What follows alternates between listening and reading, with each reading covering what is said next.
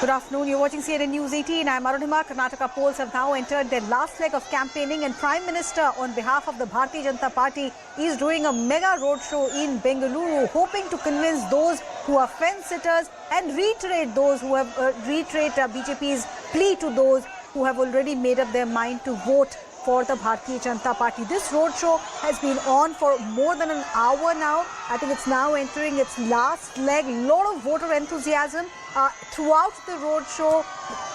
People have gathered to click selfies, click photographs, just to get a glimpse of the Prime Minister. And capturing that entire mood are my colleagues Ritu, Harish and Pallavi. Pallavi, in fact, is joining us live on the broadcast. Pallavi, you've managed to traverse through what is often called a traffic snarled roads of Bengaluru and come to the point where the Prime Minister is expected to reach shortly. Help us understand what is the significance of this roadshow that the Prime Minister is undertaking.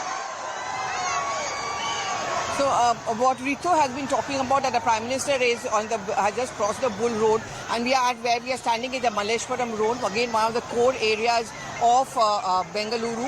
This is also where the BJP office also happens to be, and I'm just getting a track, if you're getting those pictures of the route which has been taken and will be taken by the Prime Minister. The police, of course, over here tells me it's going to be largely around an hour or so when he's expected to reach here, and this is almost the last bit, and towards the end of the roadshow he goes to one other spot after this. But you can see people are standing up on the other side of the barricade, and despite the fact that it's a weekend, clearly people have gathered here to get a glimpse. I don't know if you're getting those pictures, Arunima, of people waving, clearly waiting to see that the Prime Minister goes through this area. Posters, of course, of the Home Minister and, of course, the Prime Minister. The Ambedkar statue was also just right behind us a short while back. But, clearly you can see posters and hoardings of Ambedkar also being put up over here. OBC, Dalit, that's one of the key vote banks which the BJP, the Congress, all of them are trying to target. Total barricading of this area, obviously, because of security concerns, yet every attempt being made to ensure that the commuters don't get inconvenienced. So sporadically, you see the traffic moving around over here. So the Prime Minister getting that message from the centre that this is one government, one Sarkara, and also a vote for the BJP means a vote for development. Once the Prime Minister reaches this spot, Pallavi, where you are, his engagements for the day will end, or is there any public address, public engagement that will happen? So according to a schedule which has been given to us, he's expected to end his roadshow in Bengaluru roughly around 12:30. And after that at 2 o'clock is his next rally, which is in Badami, which was around 300 kilometers from here. And he wraps up with yet another rally at the end of the day, which is in Helaru also. So it's a packed schedule certainly for the Prime Minister. He came to Bengaluru late last night. In fact, he tweeted also the fact that he arrived over here in Bengaluru. So a packed schedule today, tomorrow morning for roughly 2 to 3 hours also. He's expected to do a very, very short road show in Bengaluru. That route is also being chalked out. See, tomorrow is also the NEET exam. So I think that's one of the main reasons which the BJP mentioned in the press conference is why we have reworked our schedule. The next 2 days would become critical. Monday is when would be the last day of campaigning. Not just the BJP, even the Congress party, for example, is actually speeding up its campaign and to ensure that the last leg advantage goes to them. Well, as I see the visuals of the roadshow from Bengaluru, Pallavi, I'm reminded of the Varanasi roadshow also, where the Prime Minister, threw a surprise, came out of the vehicle and started accepting garlands and whatever offerings some of the bystanders had. Any such surprise that you're expecting? Perhaps he could swing by one of those famous dosa stalls as well. Well, knowing the Prime Minister, I wouldn't be too surprised at all. I mean, you're right. I mean, suddenly impromptu getting down or interacting with the people, or a small leg or a small portion of the roadshow actually on foot where he would want to interact with the women. I do see a large number of women also who have gathered over here.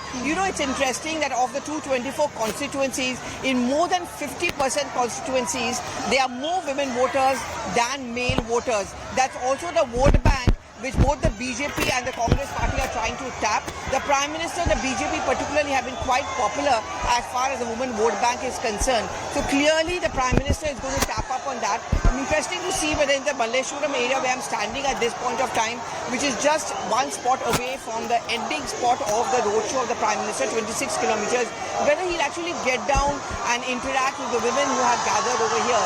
I don't know if you're getting to see those pictures, but the pictures, I think, tell the story. Young women, there are lots of first-time voters also among them. I can see Yeah. clearly wanting to see what the Prime Minister is going to do over here. Oh, it's very interesting, Pallavi, that you're showing us the enthusiasm amongst the women voters, because our colleague Rohini Swami actually has filed the story on our website news18.com, which says that in 66 years, Bengaluru has got just 7 women MLAs.